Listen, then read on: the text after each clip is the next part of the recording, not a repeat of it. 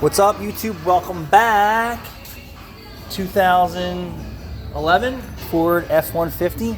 It's got an intermittent window issue.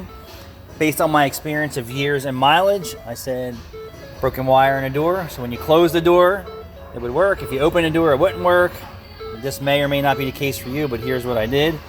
It's surgery time, and you can attack this anytime you want. X-Acto knife, Alpha, razor blade. Then cut the boot open, all right? And then, did I show that? Now this guy's gonna be out here pissed, but cut the boot open, take a look inside, and see how many wires are broke. Well, what do you know? There's one right there.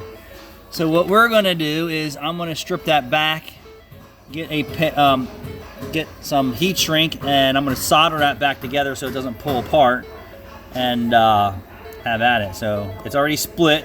We'll get the shrink wrap slid back in here. I'll get this solder back together, and then I'll put the shrink wrap over it. And thanks for watching.